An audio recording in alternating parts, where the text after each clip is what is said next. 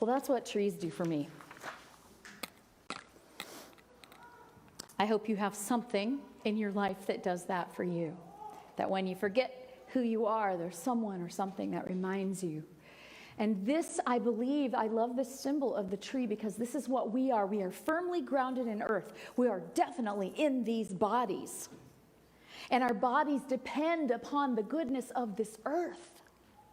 And yet we are also connected at all times to the heavens, to spirit, to the one love, to the great energy and power of God. We are that. We are walking trees. And I don't know about you, but sometimes I start living way up here and forget what's going on down here. And we do that to our peril. Not just to our spiritual peril, but to our physical peril, to our actual peril. Do we ignore the earth and ignore our own bodies? And so for Earth Day this year, I wanted to bring us into a celebration and possibly a reacquaintance with our earthliness. Because I don't believe we were sent here to use spirit to bypass our humanness. I believe we were created human on purpose and with great love.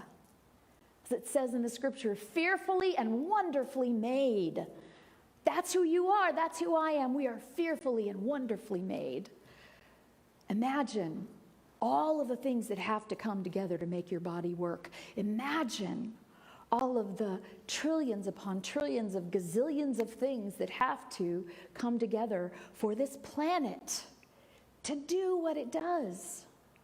As Mary Oliver says, to renew itself every morning.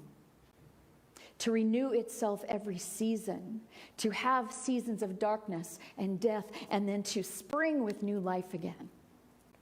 So I want to celebrate. Earth Day. I want to celebrate Earth because every day is Earth Day as long as we're living here. As long as we're living here, every day is Earth Day. And there are many religions that were founded and bound very closely to the earth, especially in pre-Christianity.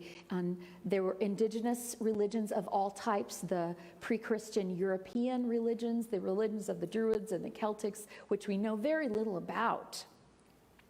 The neo-pagans, even today, are an earth religion. And what I find, because this is my jam, is finding the similarities rather than the differences between us and others, is that the main difference between earth religions and the way we tend to practice our religions is that we tend to put our religion in a box. This is church, and this is my life. Whereas the Native Americans that I have so much respect for and feel a connection to, even though Bob made me do a DNA thing, which turns out that I'm not Native American at all, even the tiniest little bit, which really made me mad, because I always assumed that I was, and I liked it better when I didn't know. The Native Americans, especially, and really all earth religions, walking is a religion. Hunting was a religion. Relationships were a religion. Eating is a religious practice. All were sacred. And there was great gratitude in all of it. And here's our thing. When we incorporate our spirituality into all of life, when we bring heaven to earth, when we instill our earthliness, our bodies, with that heavenly light that is available for us all the time, but not available so that we can go, ding, ding, ding, isn't that nice? But to actually live in that light, to walk in that light, to eat in that light, to hunt in the grocery store in that light, to plant and to harvest in that light, to be in relationship with one another in that light. Do you have relationships that you consider sacred and others that you consider not sacred?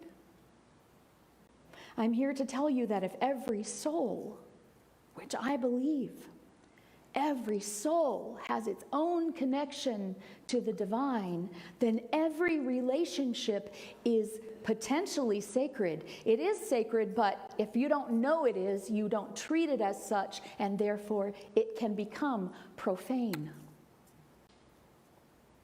So, how can we incorporate our spirituality into every day? How can we start to pay attention to the messages of our bodies, to the messages of the earth, to the messages from each other, to the messages from a tree that has lived so much longer than we? And if we listen, I swear, if we listen, has wisdom to impart. How do we do that?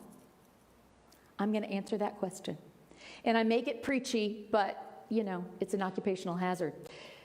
We begin to see all of life, all, as worthy and deserving of respect. We begin to see everything as from God, every person as from God. This sounds like, we say this every week.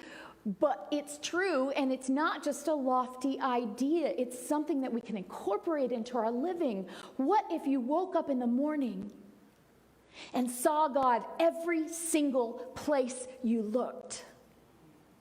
How would your life be transformed? How much more peaceful could you be? How much more helpful could you be to yourself and others? How much less harm would you do in the world? So one way to begin that is just to tell ourselves, is to practice saying, this rock is from God. This tree is from God. This sky is a gift from God. This ground underneath my feet is a gift from God. And recognize it as such and just say thank you. Thank you, sun. Thank you, tree. Thank you for all of the gifts that you give. Your house is probably made at least partly of wood. You may thank the trees that sacrificed themselves to make your house and know that they are sacred in every moment that you remember that they are. One of my teachers in seminary was an Iroquois native who was a shaman and a pipe carrier. And he lives in New York City. And one of the first classes with him, I was like, I have a question. How can you live in New York City when your religion, when your spirit, when your very being is so tied up in nature? And he said to me these beautiful words that have just echoed in me since then. He said, these are my canyons. Just because the rocks have been formed into skyscrapers doesn't make them not rocks anymore. Just because the rocks have been formed into glass doesn't make them not rocks anymore. Look around. Everything came from nature because, right? What else? What other materials do we have to work with as humans? Now, we've made some pretty pesky things out of them. But everything is from nature. Fossil fuels are from nature. And so we begin to just notice. Number one, just notice. And then when we notice, to give thanks. Thank you. Thank you, house. Thank you, ground underneath my feet.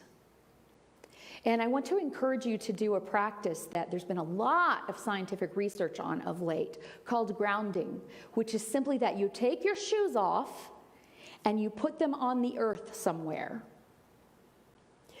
That there is actually, our bodies are made of electricity, right? Are animated by electricity, and so is the earth. And we insulate ourselves, literally insulate ourselves from the power coming from the earth. So take your shoes off and stand on the grass or stand in the dirt. Or do like I love to do, because I say, I'm admitting, I live in my head, I'm busy, I'm always going someplace, I forget to go outside. But then when I remember, if I plunge my hands in some dirt, there is nothing more healing for me. There is nothing more healing for me. So ground yourself. Ground yourself in nature. Hug a tree if you like hugging trees. I personally do. Or whatever your connection is. I learned a long time ago that part of my morning meditation, I used to think, I'm trying to meditate if this cat would just stay off my lap. And then I realized, oh, this cat is part of my morning meditation.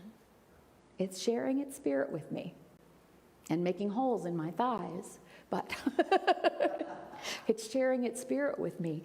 I can incorporate the sacred rather than calling it profane and separating it from myself.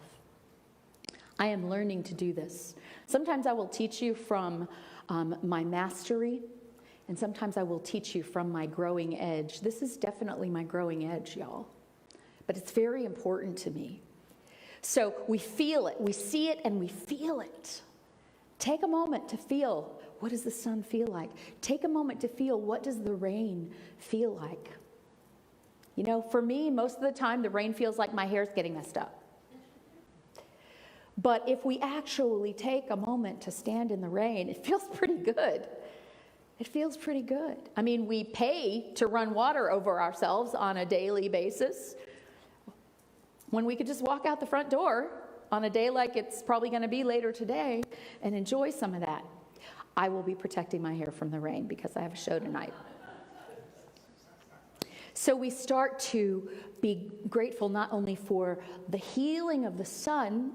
You know, the sun heals. If you have a wound, get it out in the sun. It will heal faster. Did you know that? Salt water heals wounds. The ocean is very healing. All water is very healing. We're made up of water. We have a very close connection to water. The earth heals, and the air provides for us. You don't get up in the morning and think, oh, first on my list, I need to remember to breathe today. The air, it comes into you. Your body was made so that when you're not paying attention, the air just comes in. And then you let it go, and then it comes in, and then you let it go, and then it comes in again. Start to see that as sacred, as amazing, as the very presence of God within you. And then when you start to notice, when you see and you feel and you hear the bird sounds, hear the traffic sounds.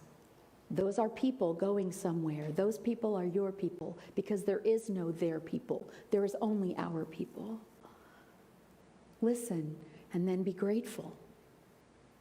And when you are grateful, you will not be taking things for granted anymore. And you will stop wasting. We waste so much water. And we know that there are people on the earth who have to travel miles to get dirty water in a bucket to take back to their families. So, what do you do about that? You give to water charities. I do. You might even be called to go help dig wells somewhere. That would be lovely if you're called to do that. But one thing you can do is not waste the water that you have. To use it with gratitude and with presence. We run water and we're not even present to it. We don't even know what's happening. What if water were sacred and rare? How would you treat it then? Because it's sacred and rare. Fossil fuels. Do you have to use them? Can you do 2 or 3 things in one trip, or do you have to make 2 or 3 trips? Can you use a vehicle that uses less? Can you use public transportation? Can you ride somewhere with somebody so there aren't 3 cars going? These are just ideas. You extrapolate from here and think, how can I do this? Turn off the lights. Use a different kind of bulb. Those are things I know to do. And these are complicated matters. When I say I'm going to preach, I mean I'm going to start preaching in an annoying way about physical things that we can do to take care of our planet. And if you're annoyed, I'm sorry, but I'm going to do it anyway.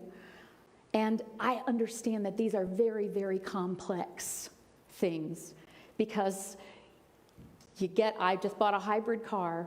You buy a hybrid car, and then you know that the batteries are sourced from places that are very cruel to the earth. So I'm using less gas, but now I'm also using this battery. I know it's complicated, and all we can do is stay awake and aware and do the best we can. Stay awake and aware and do the best we can. And avoid, this is my preaching part, avoid using anything disposable. We've got this thing where it's like, oh, it's disposable, it's great, you don't have to deal with it anymore. Guess what? You have to deal with it. Your children and your grandchildren and your grandchildren's grandchildren have to deal with it, because we say, you can use it and then you can throw it away. What is away? There is earth, there is air, there is water. Those are the three things that we have. So there is no away. It's either in the earth, or it's in the air, or it's in the water, or most likely all three. So what if you use something over and over again and take care of it and treat the items in your home as if they were sacred? Because by using them again and again and again and again, you get to save the places that you think are away. You keep them with you. Anything, I mean, recycling is good, but not having to recycle is way better. Anything that is less, anything that you do that is less helps more in general. Use less gas, use less water, use fewer disposable items as much as you possibly can. Less is more. Use only as needed. Because when we waste, we are disrespecting our Mother Earth. We are harming our Mother Earth. We are directly causing harm. And so educate yourself. I'm educating you a little bit today by some of the practices that I try to do and that I try to remain aware of, but I educate myself all the time. I was so proud of my hybrid cars, or that I was planning to get a hybrid until I started reading about the batteries, and then I really had to go, what is the right thing to do here? And I prayed on it, and I don't know if I made the right choice or not. But I prayed on it, and I made a choice with respect in my heart and harmlessness to the best degree that I could come up with in my heart. You may be able to do better than me. I hope you are. I hope you are able to do better than I. But educate yourself. Use sustainable products. Use sustainable companies. Use companies that aren't throwing stuff in the water and that aren't creating things to dispose of. And think, anything that we use, do I need this? Sometimes we get things that we want that we don't need, and I'm not saying don't do that. Want was given to us just as everything else. It's part of being human. But then think to yourself, what will happen to it after I'm finished with it? If there's no good thing that could happen to it after you're finished with it, you might think twice about how much you really want it. Never throw away what can be used by someone else.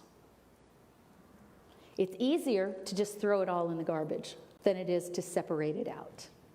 It's easier to throw it in the garbage than it is to bag it up and take it to Goodwill. But think of the people you could help and the ways that you can refrain from harming by giving away. Did you know that Goodwill, I'm just sharing this with you because I only know this because my daughter was a Girl Scout and we toured the Goodwill factory when she was a Girl Scout. Goodwill takes every textile, unless it is contaminated with hazardous waste.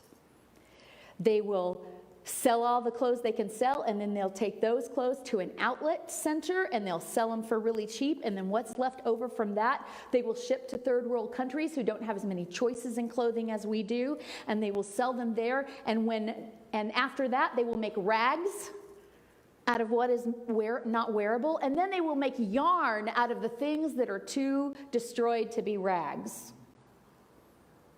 Rugs are created. And a lot of there are especially quite a few organizations that help indigenous women to make a living, and a lot of them are using the recycled materials that come from here to create things that we like, and sending them back over here and making a living for themselves and recycling materials and giving us more things that we want. Yay! Never throw a textile away unless it is contaminated with hazardous waste.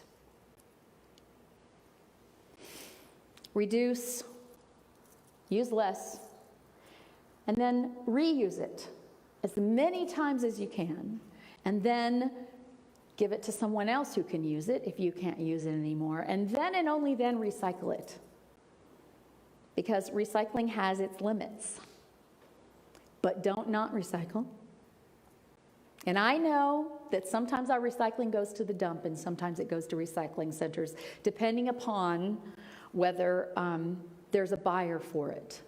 So we can do some research into the best places to recycle things, the places that do tend to use it.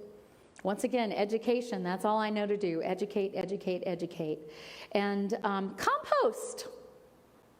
We've created this community garden out there. I'm turning around. We've created this beautiful community garden with Bee's Kids, and we are going to create a composter, whether it be a compost pile or buying a composter, so that any food waste from this church becomes food for our garden. That's what I do at home. We don't throw food away, we compost things. And remember, there's no away. When you think, I need to throw this away, think about where away is. Will it help? Will it really make a difference? What I do, will it really make a difference? I don't know. I can't really tell you that. But I can tell you that if I am knowingly causing harm, that is not good for my soul. And if I am doing my best to not create harm, then that is good for my soul, whatever happens on the planet. You can say, it's just me, I can't do that much. Well, you know what? Just you is in charge of your good. And it is good for you to not cause harm. That's the number one tenet of Buddhism is don't cause harm. Do your best to be harmless. Doing good in the world is great, but being harmless in the world, think about that. Think about the things we can not do that are actually doing good just by themselves. Because you are rooted in this earth, and you are divine, both and. And it's your life, it's your planet, it's our lives, it's our planet, it's our choice. Thank you. Happy Earth Day.